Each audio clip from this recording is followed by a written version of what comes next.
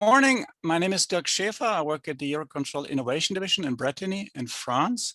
And it's my pleasure to welcome you to this third technical webinar in the EUROCONTROL Stakeholder Forum series. This webinar is dedicated to Point Merge, which is a sequencing tool that we have developed at the Experimental Centre in 2006. Point Merge contributes to simplification and reduction of controller tasks, better pilot situation awareness, and improved airspace management and flight efficiency. It was first introduced in Oslo in 2011 and in Dublin 2012, and since it has become operational in 30 airports on 4 continents, and the list keeps on growing. I think we have one going live tomorrow. Point Merge is one of the ICAO aviation system block upgrades and is referenced by ICAO as the technique to support continuous descent operations. We will take stock of the latest developments and address a number of questions in this webinar. For example, what have we learned from the Point Merge implementations in the different airports? What are the benefits and limitations of Point Merge, and how should it evolve in the future?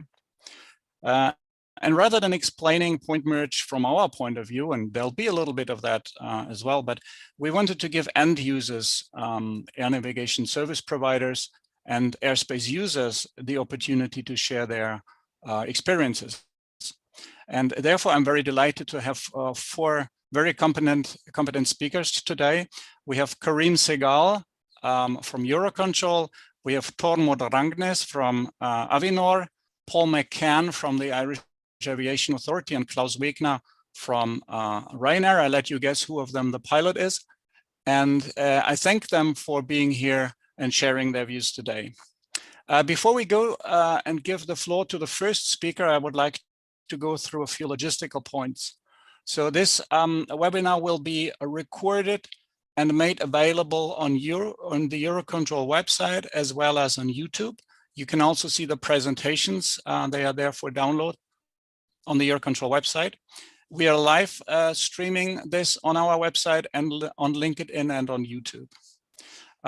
We'll give each of the presenters an opportunity to briefly present their views, and then there will be a panel discussion in which we will ask questions. You will have the opportunity to submit your questions through the Q&A function, which you see in the middle of the screen at the moment. Please don't use the chat for questions. Use the chat for anything else, technical problems, greetings. You have it, but use the Q&A function only for questions. When typing your questions, could you please type the name of the speaker who you would like to answer the question that you're typing. There's an upvoting feature for the questions, so you will be able to kind of like a Facebook like. You can like a question and it moves up in the stack rather than typing the same question in again. We may not be able to answer all questions during the panel discussion, but we'll do our best to get back to you and provide you an answer. Some questions have already been submitted by the audience during the registration process, and we will of course address those questions as well. So now that you know who we are, we would like to know who you are, and therefore we will put up a little poll on which I would like you to please indicate for which type of organization or company you are working.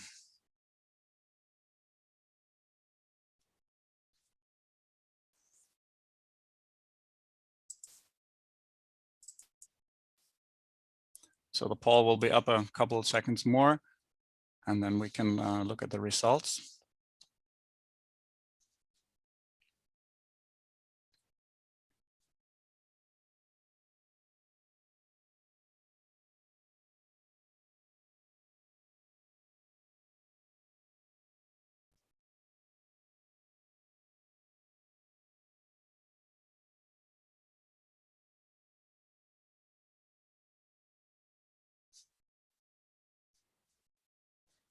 All right, can we have the results, please? Okay, so we have 42% ANSP. That's very good. That's very reassuring. International organization, research, 14%. Excellent. Thank you very much.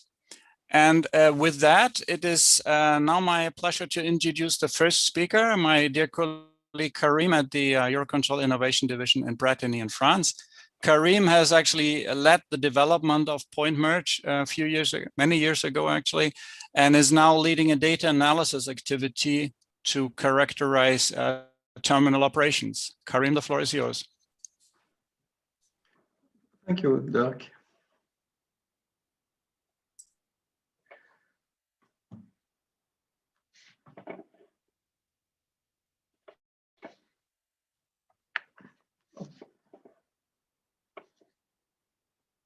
So let me share.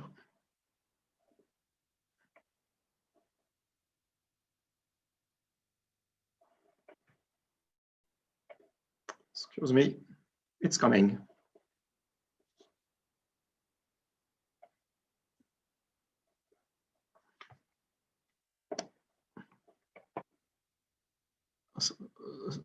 Sorry, Doc. Okay, I guess you can see it. Yes, we can. Yes, sorry for that. So very quick introduction in 5 minutes for those who may not be familiar with point merge. What is point merge? So it's a method for sequencing arrival we have developed at the Experimental Centre with the help of many controllers from various places. And it's a kind of R&D process. We have shown to Oslo and Dublin people very early in the process, and they have decided to deploy it. So it was some time ago, and they will tell you more. And now it's in operation at 30 airports over 4 continents. So very recently, we had the Mexico TMA. So it was less than 2 months ago. So thanks, I know they are listening and joining. It's very early in the morning. So thanks for joining the club, and thanks for joining this webinar also to the Mexican people.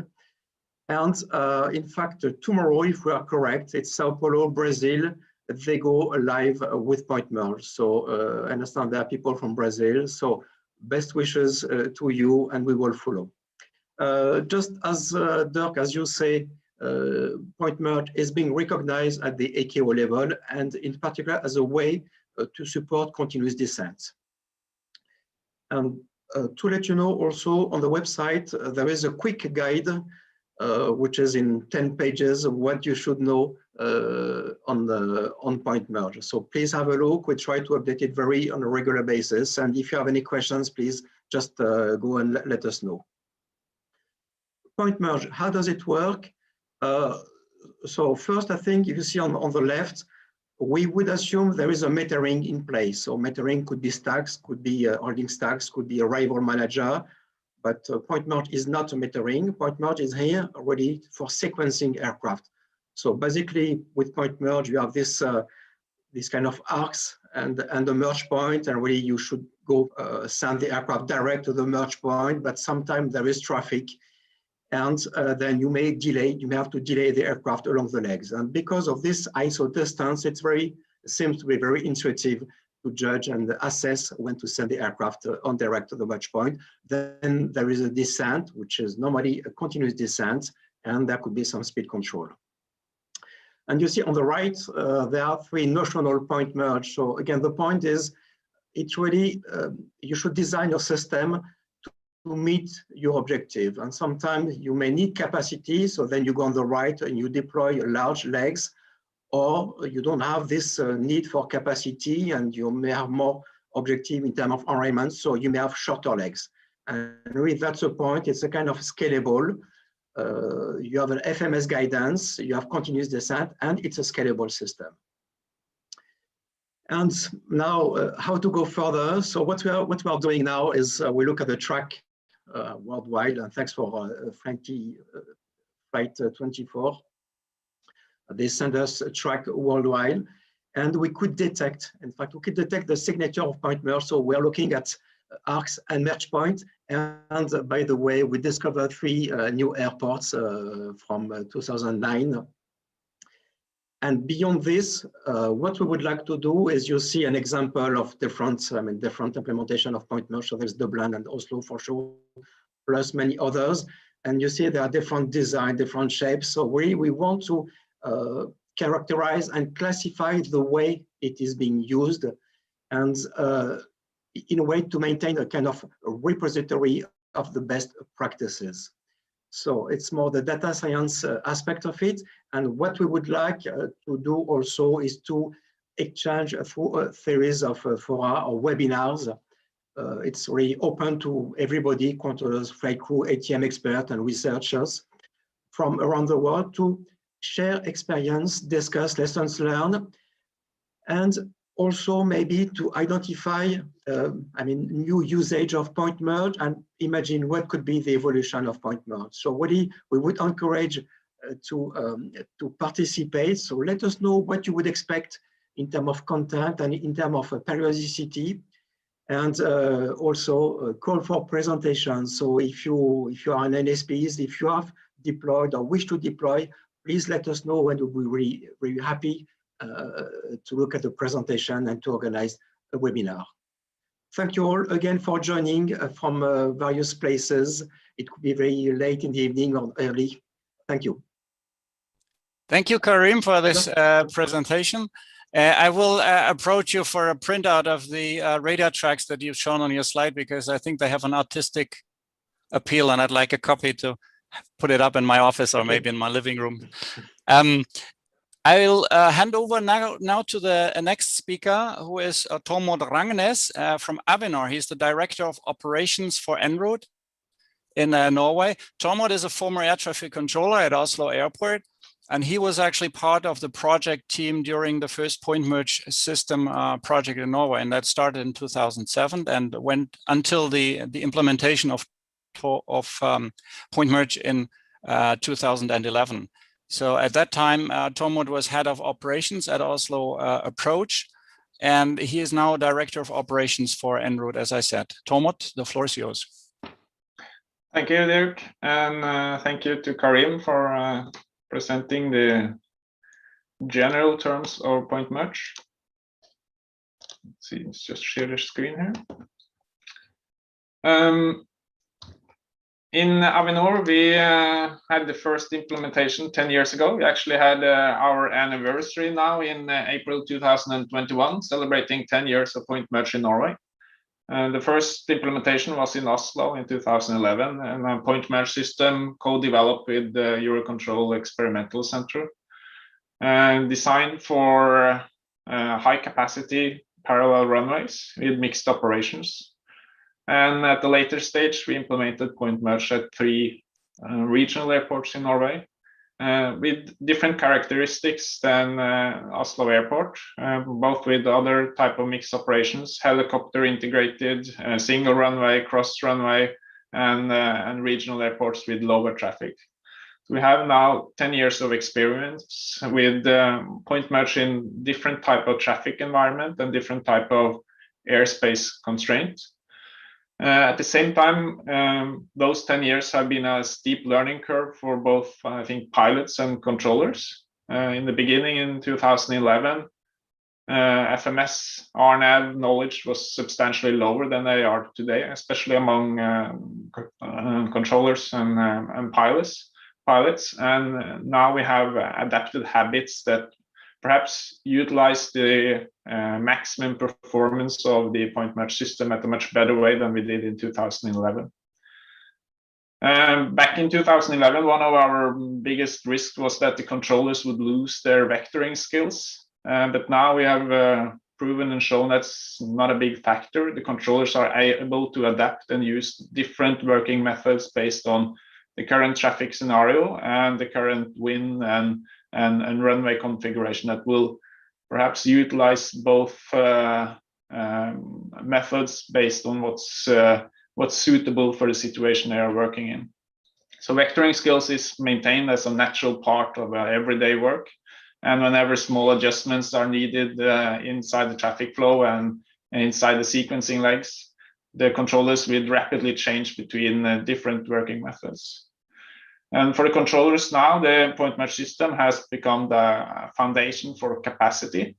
So whenever the traffic levels are high, the flows are left on the sequencing legs or on the arrivals, and clearances are issued with direct to at a point where traffic allows, and whenever traffic drops and we get lower traffic levels, the controllers adapt their working method and start giving direct clearances at an earlier stage, optimizing the profile and each flight in order to utilize the runway capacity. We can also see that in Oslo, especially on the continuous descent and continuous climb operations, which Karim also addressed, and the ICAO recognition is. If you look back at this last 7 years at Oslo, now more than 91% of all departures climb unrestricted from runway to cruising level. And for the last year, if you look back now in 2020, 2021, this number has risen to 93% of all departures from Gardermoen climb unrestricted from departure to cruise level. And this is primarily due to the fact that we have an airspace design which is designed for unrestricted climbs.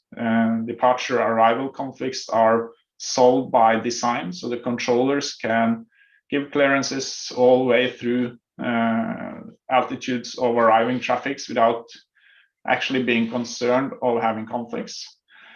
And this, of course, also results that the arrivals can fly unrestricted to landing. And for Oslo, we have adapted our arrival manager in order to make sure that the sequencing leg is only used as a lateral holding when necessary due to constraints or changing factors. So for Gardermoen now, the last 7 years, more than 50% of all arrivals descend continuously from top of descent until landing.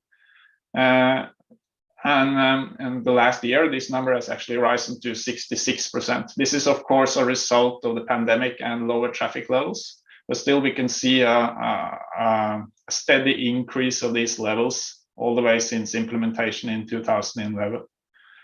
And this is simply because we have tools that will help the controllers make a predictable traffic flow, and that they strictly adhere to standard operating procedures, allowing them to give direct clearances and descent clearances when the vertical profile fits the distance to go for landing. And the sequencing leg is actually only used in simple situations where you have to gain some delay due to the fact that the landing sequence is changed, or you need to create an extra departure gap or something like that. We don't use any specific phraseologies for this or instructions. The pilots are clear to descend at own discretion and choose their vertical profile accordingly. So by giving them a predictable profile and making sure that the flights are at an FMS guidance all the way, they could actually choose their vertical profile to be as optimal as possible.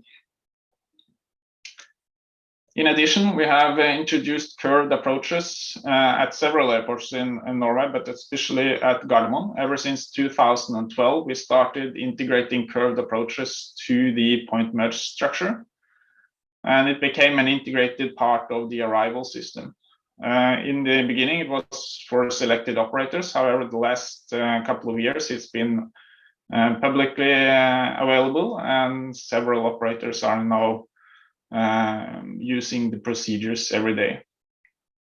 When approaching the merge point, after the controller has cleared the flight towards the merge point, the controller can choose whether or not to use a straight transition to final or a curved approach with AR segments to shorten tracks and avoid residential areas. And this will ensure a continuous descent all the way to touchdown, since you don't then have to have any level segment before intercepting the glide path. At the moment, we have more than 30% of all arrivals at Gardermoen using curved approaches for landing. It's quite a high number, perhaps a little bit overrepresented now due to the pandemic. And the pandemic has reduced the number of international carriers, and the national carriers tend to be more eager to use these approaches than the international ones. So in a normal year, the figure might be between 10, 15, maybe up to 20% of all arrivals, but at the moment it's more than 30% of all arrivals. And the fact that these approaches both save airlines a substantial amount of check miles and avoid the residential area, the controllers find it quite eager to increase this number and issue clearances for these approaches for as many flights as possible. And it's also quite popular for the airport operator, of course, because then they could easily tell the local area that the trajectories used will be very accurate, and you can avoid certain areas that are noise sensitive, if you could say that. In addition, we have tried to create some tools to help the controller increase the accuracy when using the point merge system.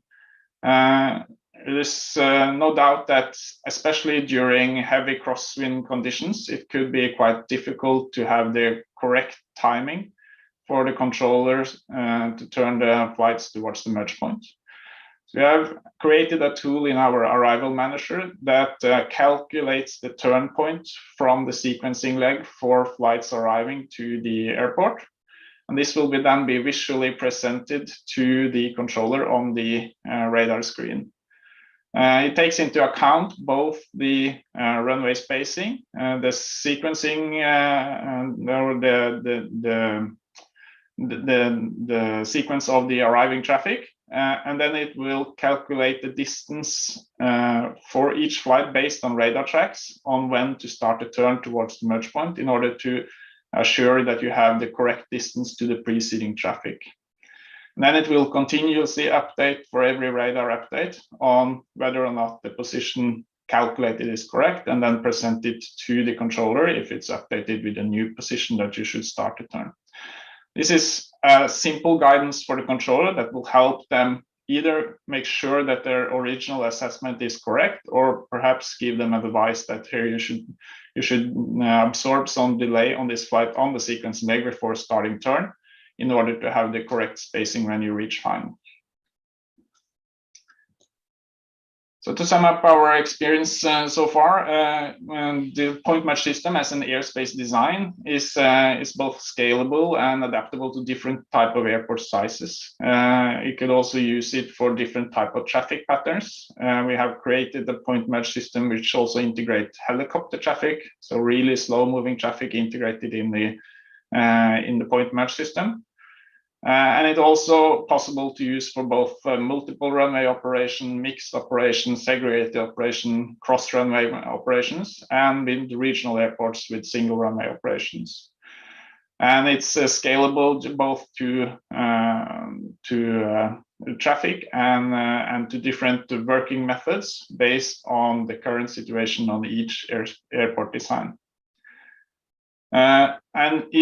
And the structural benefit will be there as a foundation for the controller. There will be capacity enhancements for the controller by reducing the number of instructions and reducing the number of active manual controlling tasks that you have to perform in a high traffic environment. And this again will help the controllers utilize the airport capacity at the maximum at all times. And then, of course, you have the continuous operations that will, the airspace will provide you with a solution that could at least improve your environmental profile for descents and operations. Our experience is that controllers, they can easily adapt to both working methods and new airport designs. However, we should keep in mind that it's also important to at least be capable of adjusting their airspace design to the controller working methods. This was our experience back in 2011 at Oslo. The original design was made for high traffic levels than the airport was able to cope with.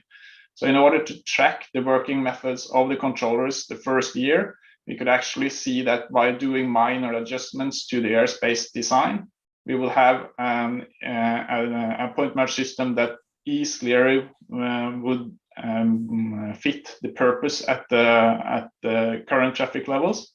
And we did a redesign according to the actual controller working methods, and then the controllers started more and more using the base structure as a normal working habit, rather than trying to enforce them to use a point merge system that didn't adapt to their working methods. So we tried to use it both to adapt the controllers, but also adapt the system to the controller working methods. I think for the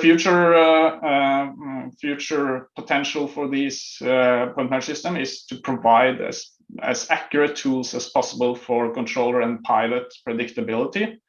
At the moment, we've spent some time on the arrival manager and tried to improve this. And I think this is something that easily could be worthwhile using more time to develop, in order to make sure that pilots have, at an early stage as possible, a predictable profile all the way to landing. And this, of course, helping the controllers to make a good decision on how to utilize the system as well. Excellent. Thank you very much, Tormod, for this interesting presentation. Don't go away, stay with us, because we already have a couple of questions coming up, and we would like to ask you in the panel discussion.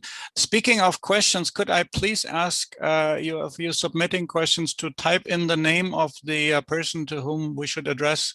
If you type in Oslo, I think I can figure out to whom I should ask, but otherwise please type in the name of the person to whom the question is directed. And please refrain from writing very long questions, because you give me a hard time reading them out to the panelists later on.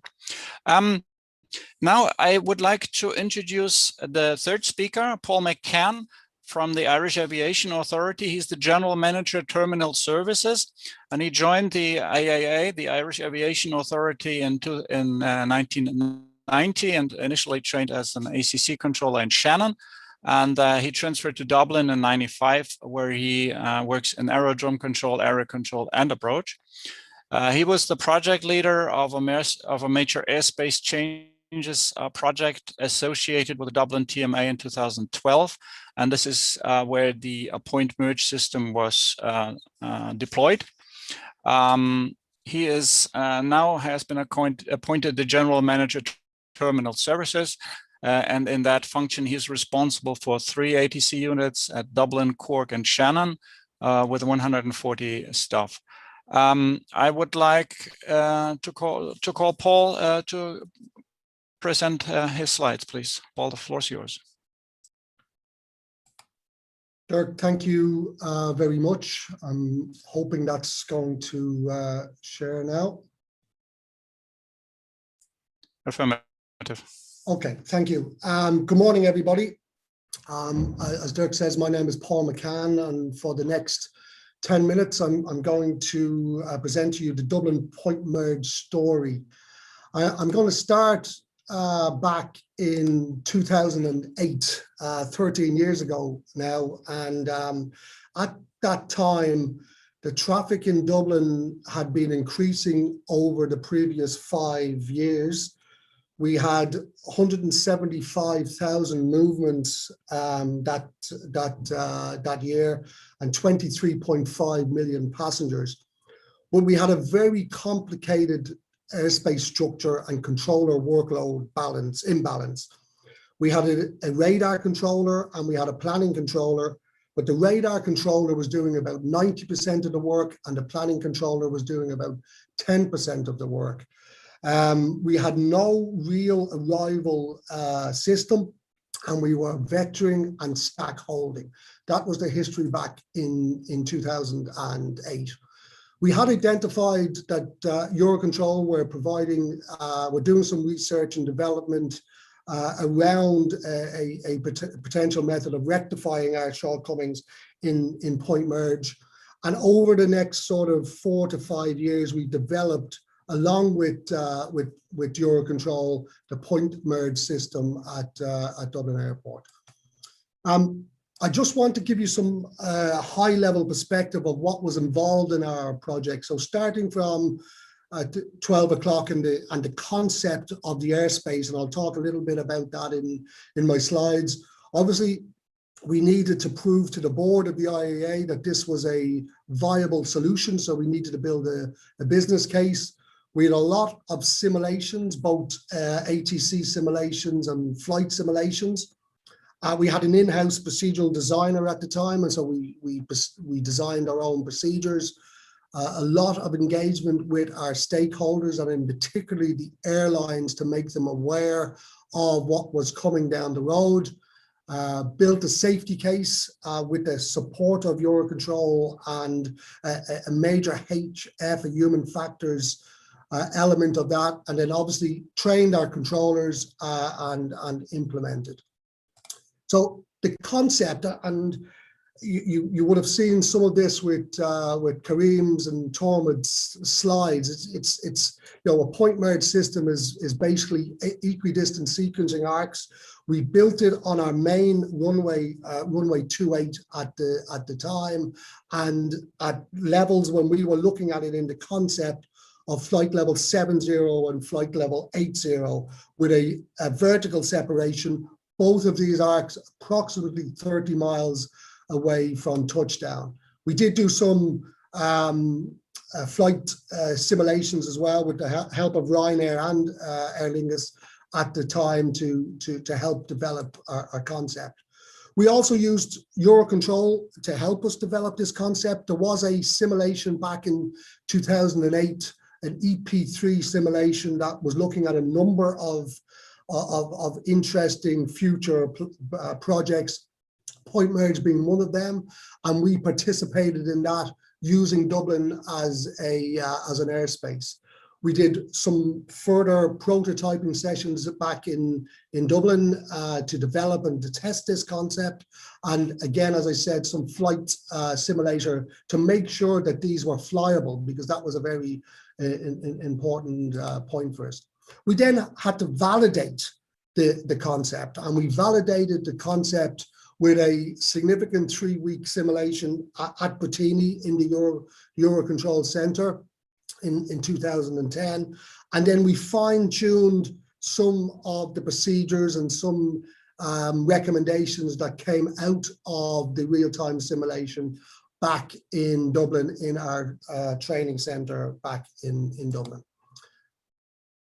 Both during and after validation, I think the critical thing to help to run the project smoothly was we engaged with our stakeholders in a consultation and awareness campaign. We built an airspace change proposal with the help of our regulator, and we did significant consultation with adjacent ANSPs, with our military, with other airspace users, general aviation, community, parachuting, etc. But we also had a targeted awareness campaign to the aircraft operators, and in particular the flight crews. This involved face-to-face briefings, videos, fact sheets to ensure that it came in smoothly. We actually, because as Tormod has said, Oslo came in a number of months before us. We used some of Oslo's experience to help us with our targeted awareness campaign as well.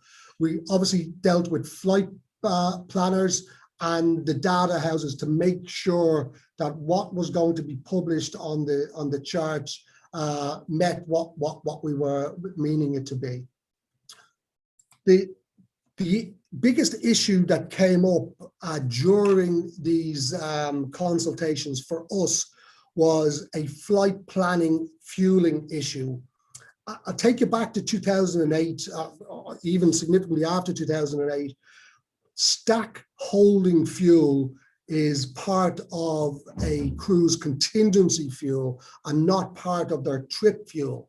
But because point merge was part of the STAR, in Dublin was part of the STAR, it had to be included in their trip fuel, while on a very number of occasions they wouldn't have to fly the full sequencing leg.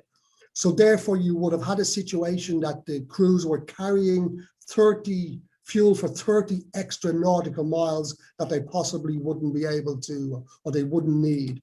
So what we did was we developed at the time with our regulator a fueling star strategy. So in our AIP, we published a full point merge star, but we also published a fueling star, which allowed the airlines to file a flight plan based on their fueling star, but that they knew that when they came into Dublin's airspace, they would fly the full actual star.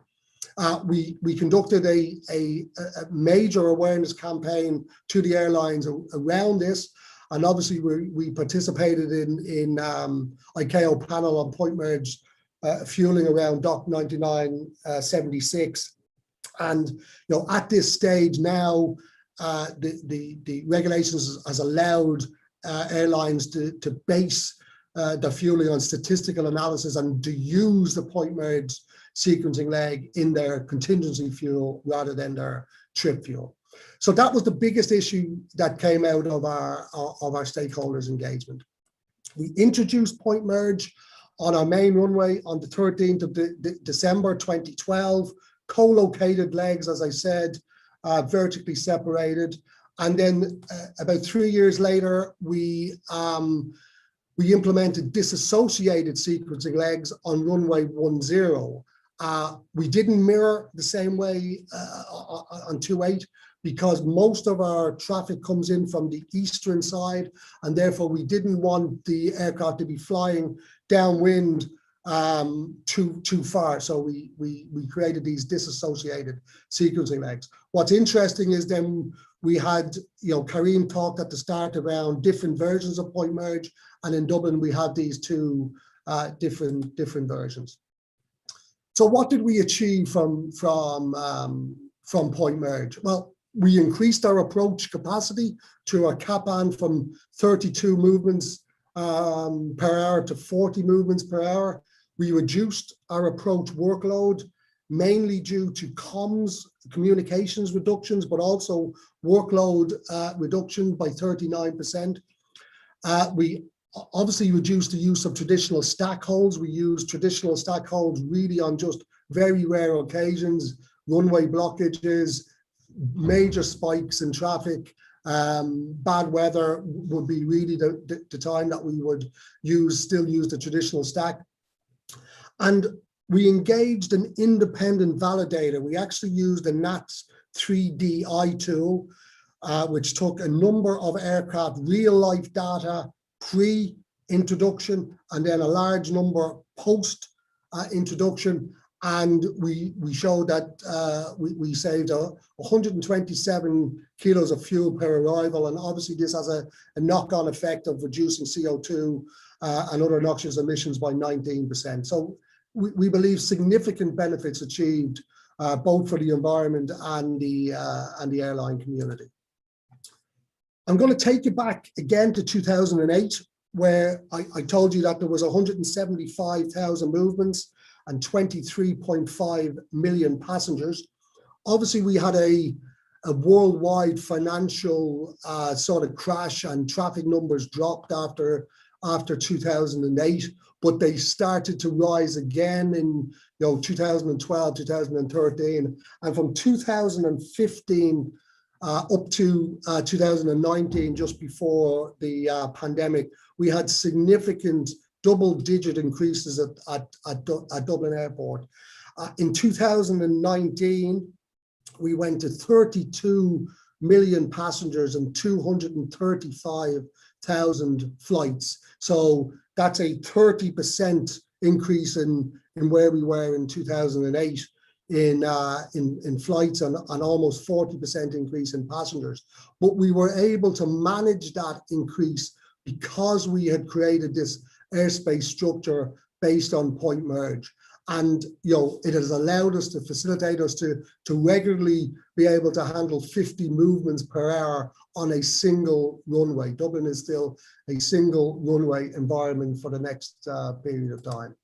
So our future plans, I did say we were a single runway. We are going to a parallel runway environment very soon. The runway is almost completed, and it will be in operation next year. But we are still going to use point merge in this system. We are just going to have a single merge point for the short to medium term, and you will have instrument approaches going from that single merge point to both runways, available to both runways. And again, we've used EUROCONTROL and Bettini to test that system, and it was tested successfully at the Experimental Centre. So that's it from me, Dirk. I hope I was within the time, but happy to take questions now or later on. Excellent. Thank you very much, Paul. We'll have questions at the end of all 4 presentations, and I will now hand the conch to Klaus Wegner from Ryanair. He's the base captain Dublin. Klaus has 30 years of experience in aviation. He's been with Ryanair for 19 years now and has spent the last 17 years as base captain and training captain. He's managed a number of bases across Europe, including in the UK, in Ireland, and in Portugal. And now he's the base captain of Dublin. If you wonder what base captain entails, in that role, Klaus is responsible for the management of the base, including flight operations, overseeing ground operations, and the liaison between local airport and national authorities. Klaus, the floor is yours. Look, thank you very much for that. It's a pleasure to be here. And I'd also like to say thanks to Paul for his briefing. I think he's pretty much covered nearly everything that I wanted to speak about, which is great. I suppose looking at the point markage system, when it came into operation for us in 2000 and late 2012 and early 2013, I suppose, when we got more used to it, it was something that we would ask, as I said, to look at and say, well, how's it going to benefit us as an airline? So 2 main things that we would look at is, well, you know, will we save fuel and will we save time? So I suppose to take us back to that, what we're going to look at, or what I want to look at or speak about really is the impact from our ops control, from our flight ops, and what lessons we've learned, the benefits for us as an airline, and where we could see areas of improvements. So for me, I think it would be relevant to take us back and compare to how our previous arrivals used to be. As Paul would say, that when we were using the initial stars, the increased inefficiencies that we would have with holding stacks. Problems with holding stacks, it's very difficult to plan for fuel when it comes to holding stacks, as Paul would say, we use our contingency fuel that we would have. Depending on that, then our flight planners would also have to look at historical data based on that particular airport at that particular time to see how much extra fuel would have to be carried. The problem with carrying extra fuel is, from a commercial point of view, is that, you know, aircraft, and especially our aircraft, will be burning in the region of 2% per ton per hour. So as you can see, that the inefficiencies of a standard holding stack for us, it can actually add up pretty quickly. One of the other things then we looked at then was the increased fuel burn to discontinuous descents. So when you're broadening out of a holding stack, one of the main issues we have is radar vectors, low level radar vectors. And the aircraft engines, or high bypass ratio engines, would have a much higher fuel burn at low altitude. Also, situational awareness for our flight crews, not knowing exactly how long they're going to be kept at lower altitudes on radar vectors. And obviously for that then, as I said, would have an issue with our increased fuel burn. The risk of undesirable events, one of the things that we spoke about before, and I think Paul touched on it as well, was we looked at the CDAs, so continuous descent approaches. And the undesirable events that we looked at, and I just picked one here, would be something like the high energy approaches. So explaining, I suppose, briefly what a high energy approach is, it would be a situation where descent path to the arrival runway has basically been contaminated. In what way I mean by that is that it could be a situation where your air traffic controllers would see a gap in the departing traffic and maybe turn in the aircraft early for an early arrival. So therefore, the planning distance that the flight crew would have and the speed that they would have to be managed very quickly, which is not always achievable. It can also come from a mismanagement from the flight crew in altitude and speed. With the point merge system, we found that this was less likely to happen because we had a more or should we say, a greater situational awareness of the track distance that we're going to fly. And during the point merge, especially into Dublin, I'll take it as an example, is that when we arrive at the point merge system, we know the track miles that we have from any particular point along that RNAV point to the actual touchdown zone. And therefore, as I said, for us in the FMC, once we get a direct 2 point, we can operate it, as I said, at a very efficient manner and continue with a continuous descent into Dublin. The increased workload for pilots in ATC, as anybody who's operated into busy airfields will know, that when the busier it gets, especially if you have a situation with inclement weather, that the amount of transmissions between air traffic control and pilots can greatly increase. One of the issues with that is miscommunications, mishearing of instructions, as I said, and can lead to other events. The big advantage that we found with point merge, especially going into Dublin, is the situation that those transmissions were greatly reduced because of the fact of using the point merge itself for sequencing. We knew pretty much at any stage where we were in the pattern, and therefore, as I said, it was easier for us to making those approaches once cleared. From the implementation of flight merge, one of the things that from our operations control, that it was very smooth integration, because there was no real training required for ops, there was no real training required and for our pilots, and there was no system upgrades needed. One of the things that we did was, as Paul said, we worked closely with the IA during the consultation process, which I think is extremely important for any airport that's considering moving into a point merge scenario, is the early contribution to all the stakeholders that are involved. To, as I said, to be able to look at, or foresee any problems that there may be moving forward with the launch of their point merge. For us at the moment, as you said, that Dublin point merge is actually the most utilized transition within the Ryanair network. And it's because of the fact that for us, we see that it does work here. The positives that we've taken from this, as we said, it's a simple system.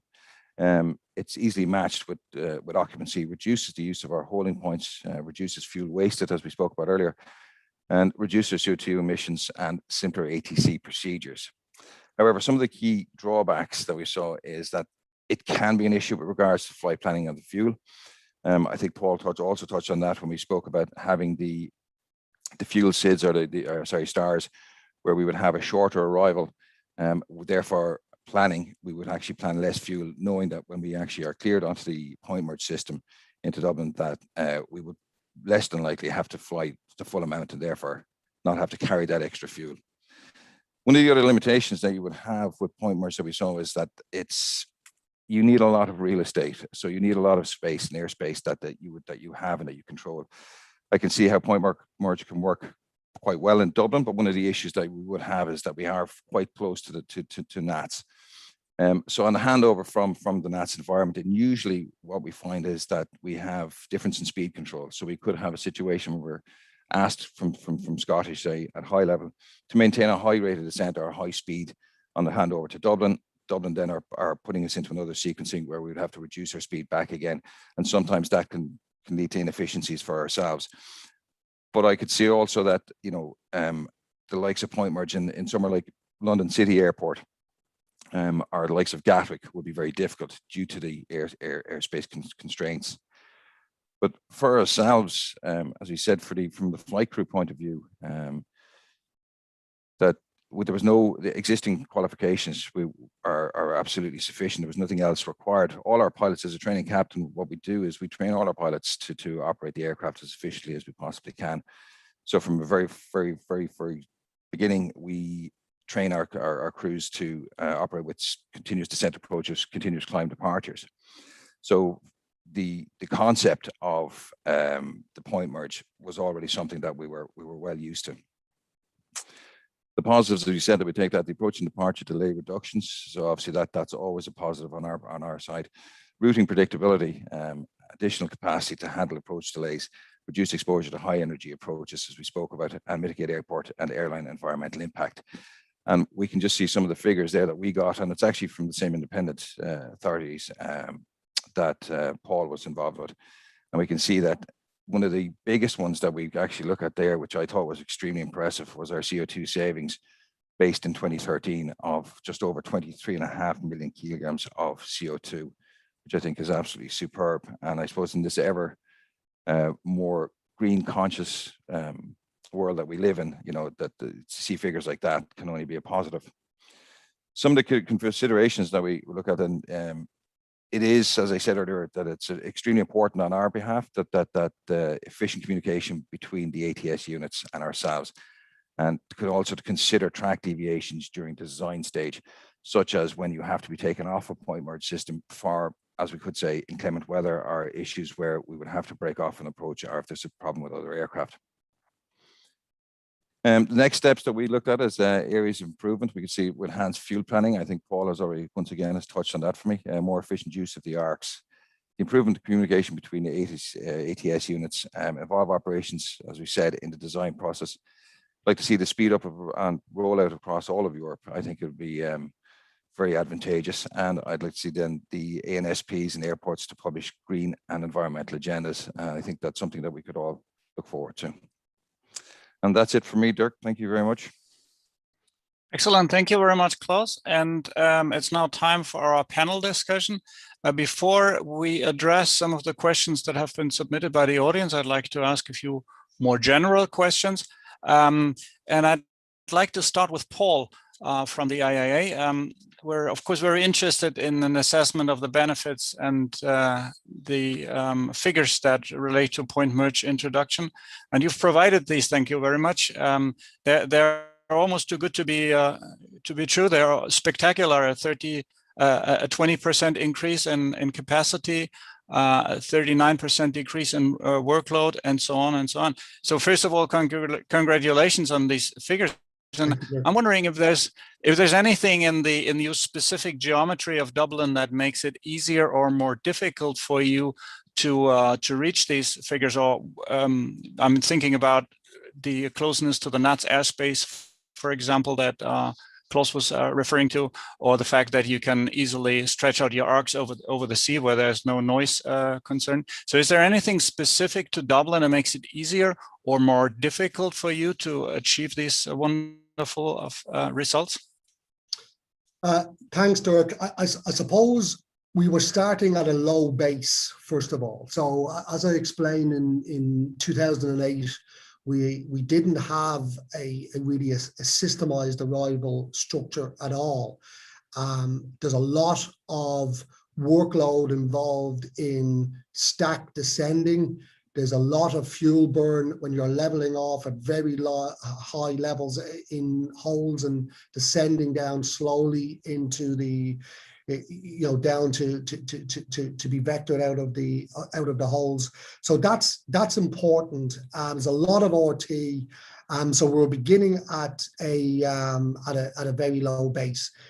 In saying that, point merge gave us surprisingly good results, and the reason why we went to an independent validator is that we needed that independence. We needed to make sure that what we were actually saying or what we were seeing was validated independently. One of the interesting things is I am, as you said at the start, an ex-air traffic controller. I still, I don't think there is any such thing as an ex-air traffic controller. You're always an air traffic controller, but air traffic controllers don't really like change. I've been doing something for the last 10 years. Why are you telling me to do something differently? But they adapted to this change pretty quickly, and they wouldn't go back. They wouldn't go back from a very, very short period after we introduced it. So that showed how much the workload sort of reduced. With regard to the downside of where we are, and I do take Klaus's point, we do have quite a considerable amount of airspace on our eastern boundary over the sea, where we were able to develop the point merge arc. But we were restricted to where the UK FIR is. So the UK FIR is approximately 32 miles to the east of Dublin Airport. In the ideal world, we would have had slightly higher arcs to give us a bit more of an optimum descent profile, but we were constrained from where the arcs are and the FIR boundary.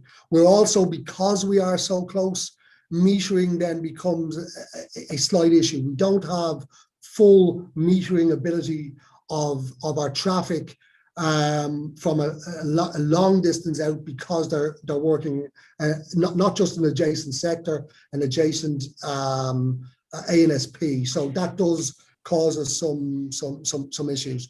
But in general, there's nothing specific to Dublin that other airports wouldn't be able to achieve, apart from the point that we were starting at such a low base that the improvements were coming from that base. Hope that makes sense, Dirk.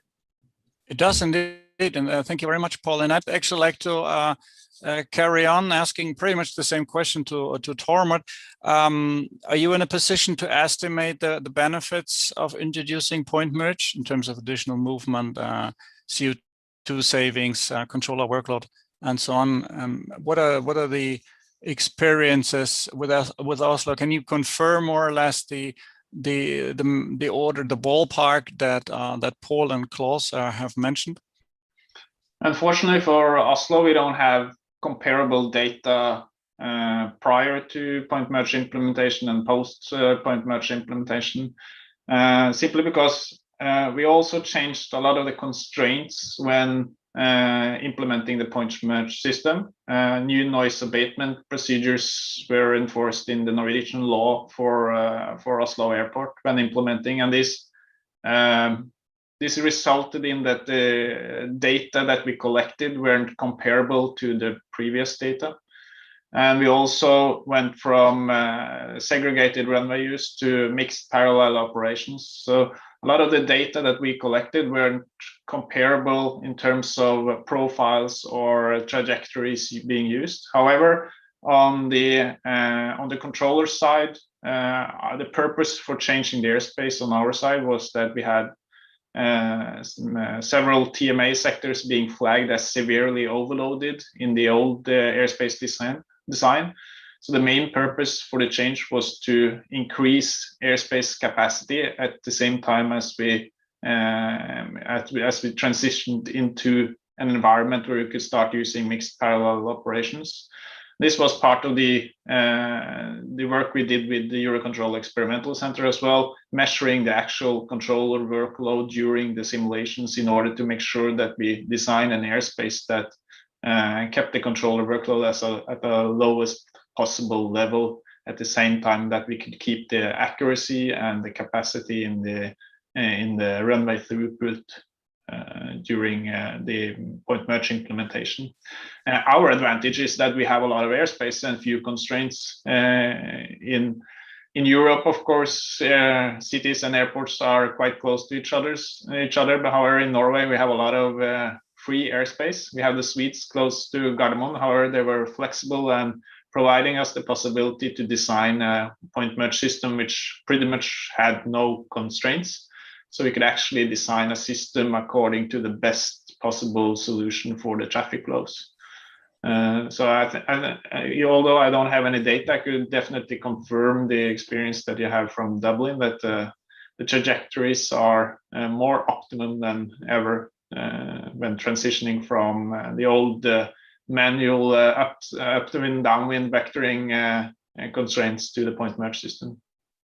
Okay, and maybe building on that, if I'm not mistaken, Tormod, you have redesigned the point merge system in Oslo very shortly after it's been introduced, 2 years or so later.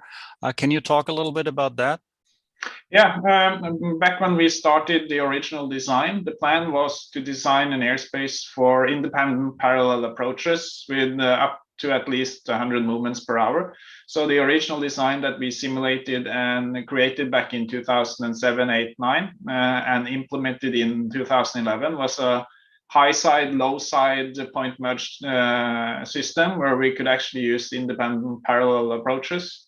However, in between here, the airport decided to do reconstruction on the airport, limiting the capacity growth the coming years. So when we implemented the system in 2011, it was like putting a huge turbo in a small car, and we didn't actually need the capacity that was designed for. So we redid the design in order to make sure that we had airspace design that coped with the traffic levels. So we reduced the altitude of the sequencing legs by 1,000 feet.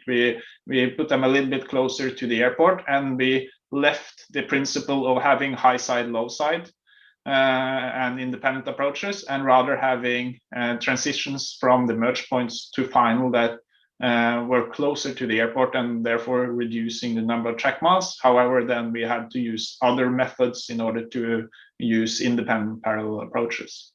So it was simply an adjustment to the reality for the airport capacity. Excellent. Thank you. Thank you very much, Tormod. And I'd like to move on to Klaus. And I was wondering what the initial reaction of pilots of the flight deck was when the point merge system was introduced at Dublin, and how you do see point merge from a pilot point of view today. What was the initial reaction? More doubtful or enthusiastic, and what were the main concerns? And you already spoke about fuel planning. Maybe you could elaborate on that a little. Absolutely, Dirk. Yeah, to be honest, I think the initial reaction from most of the pilot body was probably one of horror when they saw that. They looked at the plates and saw that the extra distances that were going to be traveled. However, I think one of the big things was the realization, trying to, I suppose, the education of the fact that the point merge system, even though when looking at a purely charting point of view, that you look at it, that it looks like it's a longer arrival than you would normally be used to, and the perception that this was going to slow us down, we were going to be more congested, and it was going to be an issue, was the one thing that they couldn't see from that was the amount of time that you would actually spend in possibly in a holding pattern in a conventional stack hold in times of a busy environment. So the initial, I suppose, thing was to get over was the fact that even though on the charting distance that it may look like it's a longer arrival, it may look like that you're going to be spending more time in the air. The true fact of it was that it was actually a lot more efficient. It gave a much better situational awareness for the pilots, and as you said, would help to avoid a lot of the situations that we spoke about in the slides, like high energy approaches and such. I think going forward, it's one of those things that I think, that the point merge system itself, and as we're moving even into a more automated flight deck where we're using CPLC and things like that, and reducing the amount of conversation that we have in the flight deck, and reducing the amount of transmissions that we have in the flight deck, it's something that we now are very used to. Having a situation where we don't have to make as many transmissions, and I think in that environment, the point merge system for us fits in perfectly now with the ethos that we have for how we're operating with sterile flight decks.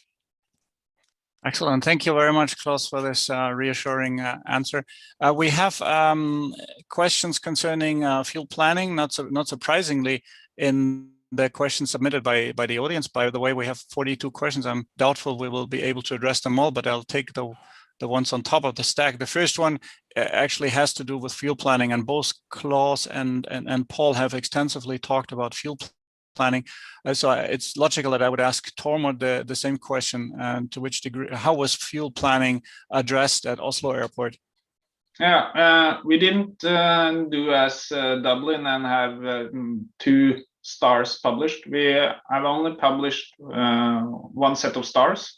Then we have stated in the text pages for the airport that this is to be considered as a lateral holding, and the normal trajectory to be expected is to fly directly merge point from the first fix in the sequencing leg. And then in the beginning, the airlines brought fuel for the full sequencing leg. But then after having some historical data, they started removing this from their trip fuel by an allowance from their CAA, saying that, okay, since we are now proven that this isn't actually necessary fuel for a normal trajectory, and it's stated in the IAP that this is to be considered a lateral holding, they could actually reduce the amount of fuel used for trip fuel and remove the part that's calculated for the sequencing leg. I know that the airlines have been changing a little bit back and forth if they do this anymore. I think some still do it, some don't do it, but we have left it up to the airlines to choose which method they use for reducing the trip fuel. But we only stated that this is the normal expected profile, is to fly direct merge point after entering the sequencing leg on the first waypoint. Everything after that is to be considered a lateral holding. So I would assume that fuel planning was also one of the reasons why you adapted the point merge system 2 years after its initial introduction in Oslo. Is that right? Yeah, that's right. So we have shortened the sequencing leg slightly after 2 years, simply because then at least the issue will be of a smaller magnitude than in the original design for those operators who either couldn't or wouldn't remove the fuel for the sequencing leg. Excellent. Thank you very much. Now moving on, perhaps to Paul, I would like to address the area of controller training. You've spoken a little bit about this. Maybe you can give us some more details how you went about controller training. It seems so if you look at the radar tracks at Dublin, loss of radar vectoring skills is not so much of an issue because you still do a lot of that, but maybe there are other areas that were critical during controller training, and can you talk us through that a little bit? Yeah, certainly we're doing more radar vectoring this year just because we don't have any planes to put any of them on point merge. So that is a concern for us post-COVID a little bit, and we're retraining in the simulator people back onto the point merge system. It was interesting actually. Tom had talked about losing vectoring skills, because that was a big concern for us at the start as well, and we even considered introducing a period of the day where we wouldn't use point merge and just use radar vectoring to keep that skill going. But we didn't do that in the end. I think what we found was, because we only went point merge on one runway, we used radar vectoring for the other runway, and then even when we're using it for both runways, there's still enough vectoring going on by controllers in bad weather situations, in go around situations. We do have a cross runway that we use on occasions that they kept their radar vectoring skills up, but it's certainly a consideration in point merge. There are some people, some approach controllers in Dublin who will only have worked in a point merge environment and wouldn't have done substantial amount of radar vectoring. So it is still worth considering. Apart from that, the training, it's much simpler being an approach controller with a point merge sequencing leg than it is from radar vectoring. That's not to say that this is an automated system. It's far from it, and it's important to recognize there's still a significant skill set required from the controller when you're using point merge. Wind variations, speed of aircraft when they come off the sequencing leg, different aircraft types. So it is really important to know that this is not a de-skilling of a controller. It's a different skill set, and you still have to keep that radar vectoring back there as well in case things go wrong. So that's how we took to the controller training there. Excellent, thank you, Paul. I'd like to move on to Karim, and there are one or two questions in the Q&A stack that have to do with the concept of point merge generally. For example, is it applicable to parallel runways? Is it applicable to a triple runway, such as the new Istanbul airport, for example? Is point merge applicable to a city with various airports? And you, of course, would think about Paris and London as examples of such a configuration. Are there any limitations, and what are they, Karim? Thank you, Dirk, and thank you for the question. So there are many aspects in it. So for parallel runways, I think it's a case for Oslo. So it's really live, and there's many other cases. So there is a question about Istanbul. So the new Istanbul airport, it's parallel runways, and there are many other cases. So that's the first point. Also, I see a question from Ismail about triple parallel. So it's something we would have to look at. So I know we had many discussions, and we are very happy to support Istanbul TMA. So we need to sit and discuss and look how we can support triple parallel, independent parallel approaches. So we need to look at this. In terms of then city, I mean complex, several airports in a city. So yes, in principle. So I don't know where the questions are, but typically we have Tokyo, Haneda and Narita. It's something we have discovered, by the way. So it's applicable. Maybe one thing, and is being discussed, I think Claude mentioned it before, point merge does not take more airspace than today with trombones or vectoring. It does not take more airspace, but it takes a different shapes. So indeed, in some places, putting these arcs may be an issue. So then it has to be discussed on a case-by-case basis, and there are different geometries, different scales, and this is where we need to sit and look at the specific situation, and also to look at the operational requirements. I mean, how much traffic we need, and what is the delay absorptions. Excellent. Thank you very much, Karim. So if you own an airport and you would like to know whether point merge is applicable to your airport, please don't hesitate to contact us, Karim or myself, and we're happy to discuss the details with you. I would like to move on to a question that has been submitted by the audience in preparation of the webinar. It was submitted by Panza and concerns the point merge implementation at Oslo. So it'll be Tormod whom I will address this question to. And now the Oslo implementation is a little peculiar in the sense that you have a Y-shape approach procedure for two parallel approaches.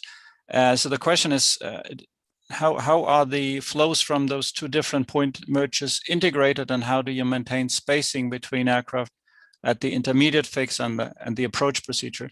Is one air traffic controller responsible for 2 point merge structures feeding one approach procedure, or do you use some sort of tool for the coordination between those two flows? Yeah, is it okay if I share the screen to explain this? Absolutely. Oh, excellent. The answer is more or less yes to everything. It's correct as Panza stated that we have disassociated sequencing legs. In this example, it's with the curved approaches, but there are transitions to final for normal ILS, RNAV transition to ILS as well. We use one controller to control both the east and the western sequencing legs. So it's the same controller controlling all sequencing leg. And normally the transfer of control from the controller controlling then both these sequencing legs and these sequencing leg is done somewhere in between the sequencing leg and the point merge to a final controller. And the final controller then has small adjustments to speed control in order to create orderly and sufficient spacing on final. The normal operation at Gardermoen is a dependent approach to both runways. So we have arrivals to both runways. It could easily be an arrival from the west side to approach the runway on the east side and vice versa, or to this runway on the same side as the sequencing leg is. And then the controllers will then ensure that you have more than 3 nautical miles spacing until you are established on final. And in certain weather conditions, then reduced separation below 3 nautical miles will be used inside 10 miles final, and tower can see them. But normal operations at the Gardermoen is that you have dependent approaches, and therefore one controller controlling each side, and starting turn from sequencing leg to the merge point based on traffic, perhaps on the other side of the TMA. In the original design, as I mentioned, we also designed for independent approaches. Then we had separate controllers for each side. So we had one director and one final controller for the west side, only controlling arrivals to the western runway, and then an independent controller controlling the arrivals from the east side to the eastern runway. And then they were more or less independent of each other as well, since there was one high side, one low side. But since we didn't implement the independent parallel approaches, when we used the dependent approaches, we now use one controller for all sequencing legs and one controller for final controlling, which is more or less only cleared for the approach and speed control, and maybe small vectors as well inside the sequencing leg in order to establish the exact correct spacing, or to make sure that you have wake turbulence separation when crossing the final and stuff like that. Excellent. And this configuration, to forward a question from the audience, allows you to manage conventional IFR flights? Yeah, it does. For conventional IFR flights, we normally give them a direct to somewhere applicable to their spot in the sequence, and then it's vectored to final, and that's integrated easily to the traffic on RNAV approaches. Excellent. Thank you very much. Now moving on perhaps to Klaus, there are a number of questions related to point merge and the flight management system. So are the point merge arcs implemented in the FMS? Is one question related to the 4D FMS, I think by Thales and Airbus, and the RTA. Where do you put the RTA? So can you talk us a little bit about through the connection and the interaction between point merge and how it is done with a flight management system? Yeah, absolutely, Dirk. So I suppose the simple answer is yes, it is coded. It is a part of an arrival. So for argument's sake, we have going into Dublin, it is in your FMC as would be for any normal star arrival. So it's just line selected, and it shows up then as RNAV points, or it's the same as a PRNAV and an RNAV arrival. So it is coded. With regards to the question that you were asking with the required time of arrival, or the RTA, I suppose we have a number of factors with that. As right now as an operation, we don't use the RTA function because we operate our aircraft or the FMS on a fixed cost index. So we have a fixed cost index speed, so that doesn't change for us. Whereas if you are using RTA, it would really depend on where the RTA was put into the actual FMS, so where you want to actually have it. So is it at the beginning of your point merge, or your point merge, or is it further upstream of that? So that would actually obviously make a difference to when your RTAs are going to be used. The FMS, as I said, itself that we have now, there was issues, I suppose, with I think the woman was saying it earlier on, with the initial FMS when they came out, and I think Paul also touched on it back in 2008, that the code, there was coding issues with it, which did cause some issues. However, with the upgrade of all flight systems now and the latest software updates on the FMS, this is not an issue anymore. So we don't see any problems with it. As I said, any point merge we have them going into the Canaries as well, and they're all coded. Excellent, thank you, Klaus. I'd like to move on to Paul, and I'm looking at the figures showing the traffic evolution, and it's not a good moment to talk about increasing traffic levels, but I'm sure and I'm certain you share my optimism that we'll be back at some point. So in your presentation, you showed that the original point merge configuration was designed for a certain traffic level, and initially you had 32 movements per hour and went up to 40, and now you're at 50. So at some point you might come to a situation in which the initial configuration is not ideal anymore for the present traffic levels. So apart from building a new runway, of course, is there a way of scaling up the existing point merge system to meet present, and well, present you did, but future traffic demands should traffic go significantly beyond the 50 movements per hour? Yeah, I think that the building of the parallel runway is the main easing of that pressure. I think there's a balance in the length of a sequencing leg, and it's the balance between having it long enough that it provides certainty to the ATCO that in general or reasonably busy traffic, that the aircraft is not going to run off the end of the sequencing leg. In Dublin, the sequencing leg is about equivalent to 2 times around the stack hole. That would be about equivalent to that.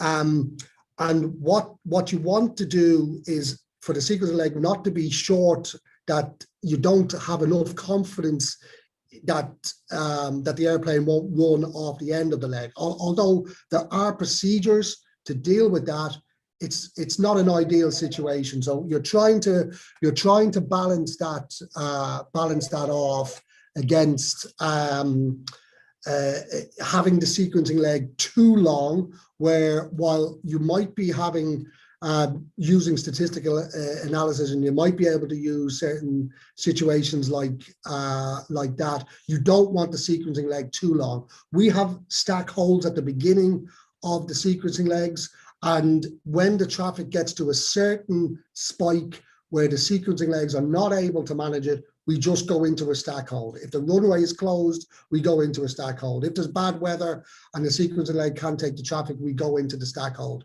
So the answer to me is not just to increase the length of the sequencing legs. Yeah, metering and other tools that are coming can help that, but I think there's a right length of the sequencing leg. I think we got that reasonably right at the start, and we haven't seen a need to change it. If it's not broken, don't fix it would be my talk, my sort of idea around that. Excellent. Thank you, Paul. I like the last area I'd like to briefly touch upon is societal acceptance. And of course, the introduction of point merge would change the noise pattern a little around an airport. You're higher on the arcs than you would otherwise be when you're stuck, your traffic is in stacks and radar vector. But it does maybe produce new noise, which is, we know new noise is worse than old noise. So I was wondering, and I'd like to ask Tormod, but maybe Paul, Klaus, and also Karim, if you're eager to contribute your experience there, I'd like to hear that as well. So Tormod, has a noise been a factor of societal acceptance when point merge was introduced in Oslo? Yeah, it has, to some degree at least. The difficult issue for airport operators when it comes to noise is that some areas would like the noise distributed in a large area, so everybody gets some, but no one gets a lot. When you introduce point merge, RNAV transitions, and curved approaches, then a few will get a lot. So that's the dilemma with introducing accurate procedures, is that then you will actually know where everybody's flying, but it will be in the same spot every time. So in the beginning, we had some issues arise to residential areas close to the merge point. Since now, all of a sudden, a lot of traffic were concentrated in a small area rather than being distributed with vectors all over the sky. However, with dialogue with the local communities and small adjustments to the procedures, I think the acceptance has grown quite high, actually, simply because now it's predictable. Now you know actually where they will be flying, so you can have a dialogue directly with those affected rather than having a large area with low predictability in where the flights actually will be. Okay, thank you. I'd like to ask Paul the same question, but the arcs are mostly over the sea. Since you're using predominantly runway 28, I assume. So has noise been an issue in Dublin? So we're quite lucky in Dublin. First of all, we didn't change the track over the last 12 miles. So from the merge point into the runway on both sides was really the same as the previous approaches. But you're right, Derek, in that the main sequencing leg for 28 is over the sea, and even for our runways on runway 10, it's west of Dublin, and it's in reasonably less dense dense areas, so it's not over a lot of built up communities, and they're at higher levels. So the final approaches haven't really changed. We're lucky that 2.8 is arcs are over the sea, and the 1.0 arcs are in less dense areas. So we haven't had any real noise issues since introduction of Point Merge. Excellent, thank you, Paul. And I think it's time to wrap up now. I'm afraid we cannot address all questions that are in the Q&A stack. That's unfortunate, but I'd like to wrap up with a few maybe key points and see whether you agree with them. I think it is our launch customers from Oslo and Dublin showed that the results are very positive in terms of usability and controller acceptance, but also in terms of hard numbers, in terms of movements per hour and CO2 savings, controller workload, and so on. That is very reassuring, but it's even more reassuring that Klaus from the flight back point of view is sharing that that enthusiasm and confirms that these findings are actually not only applicable to the airport, but that the flight deck has some very great advantages as well. Obviously, there's no one size fits all or plug and play, if you like, for point merge. So it has to be adapted to the local geometry and also to the evolution of the traffic and the traffic numbers. So a system designed for certain demand may need to be revisited at some point when traffic numbers have significantly increased. And I'm sure that's going to be the case very soon again. There are a number of interesting questions that we very briefly only touched upon today that would merit a further investigation. For example, the integration of point merge with other elements such as metering and arrival management, or time-based spacing or time-based separation. Point merge is presently implemented at 30 airports, or as of tomorrow, I think it'll be 30 airports. And Karim and the team keep on discovering new airports by looking at radar tracks, so that's quite amusing. We're very proud of this, actually. It's something that has been developed here in 2006 and onwards, then implemented with our partners from Dublin and Oslo, is now live in 30 airports on 4 continents. And we are very proud, and we'd like to help all interested airports and ANSPs to keep track and to imagine together with us what the future is. So I'd like to thank our panelists. I'd like to thank Karim, Tormod, Paul, and Klaus, and I would like to give them the opportunity to make some concluding remarks and maybe emphasize specifically how they see the future of point merge. Karim. Yeah, thank you, Dirk, for these nice words, and thank you all for attending. I think there are maybe 2 things. The first is really we would like to understand from the way it's being used around the world. So we have seen from the tracks, so there are many airports, and we would like to understand, we would like to exchange with the people from these airports. So please, let's get in contact with us and let's try to set up some kind of exchange and webinar and so on. So we need to understand, to imagine what could be the possible ways. And another thing maybe is, you have seen in my presentation, so I show you 3 point merge, notional point merge for low, medium, and high traffic. So a small, a medium one, and a large one. So it could be typically for three different airports, but it could be also for different traffic situations. And what we would like to do is to look at the transition, the possible transitions between this low, medium, and high traffic point merge, and to be able to come with this notion of dynamic TMA or dynamic point merge. And it's something we would like to investigate further as part of maybe, with all partners interested, and also as part of CESAR 3, which is coming. Thank you, Dirk. Thank you. Thank you, Karim. And over to Tormod. Yeah, I think that the level of interest in this webinar says something about the interest for point merge. So I would like to thank EUROCONTROL for putting the webinar on the agenda. And then perhaps when the world allows us again, we should revitalize the point merge user group and meet each other in actual physical person and discuss point merge at a larger degree than 45 minutes on the online. We will. Thank you very much, Tormod. Paul. Yeah, completely agree with Tormod on that one. And again, yes, I would like to thank EUROCONTROL for putting this together. It was interesting. My final thoughts: every location has different challenges, but there are options of there are different options of point merge available out there. Our experience is that early engagement with stakeholders, including the airlines and the regulator, is crucial. I've spoke before previously about the balancing of ATC needs against the airline needs around the length of the sequence and how it needs to be designed.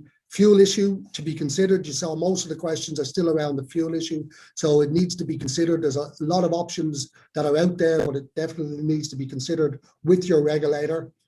From a Dublin point of view, I think traffic flows, the main traffic flows, should be aligned to the start of your sequencing leg. And therefore, when you're able to give direct routings and not a requirement to go onto the sequencing leg, it's an ideal CDO direct to your runway. So to me, that's important, as well as optimizing CDO in your design by having, in my opinion, the minimal amount of constraints that are out there. Yes, you might need some constraint levels, but you should minimize them. And then really as the last word, the benefits that are achievable are worth all the effort of planning this one. So thanks again, Dirk, for your time. Thank you, Paul. And last words from the flight deck, Klaus. Thank you very much, Dirk. Just want to once again echo everything that the other panelists have said. And to be able to actually put this together and getting such feedback from everybody else that's out there and from the engagement, as we said, from the audience. And I think one of the things I'd like to take away from the point merge is that it once implemented correctly, it works very well. As an airline, Ryanair, one of the big things that we are very conscious of is fuel savings, which we saw from the presentations that how achievable that is, but also in a ever more green conscious environment, the CO2 and our carbon footprint, and how the point merge can aid us as an airline and as an industry going forward. So I think it's very important that it is publicized in a very positive way. So I'd like to say, yeah, absolutely. Thank you very much for that. Excellent. Thank you again, all panelists, Karim, Tormod, Paul, and Klaus. And thank you also to all of you who have followed this webinar today. I hope you found it as interesting as I did. And I'd like you to keep your eyes open for subsequent webinars in our Stakeholder Forum series. So we have one on the 27th of May concerning airside electrification at airports. And then we'll be looking at standardization on the 2nd of June. And I hope to see many of you there. Okay, thank you and bye-bye.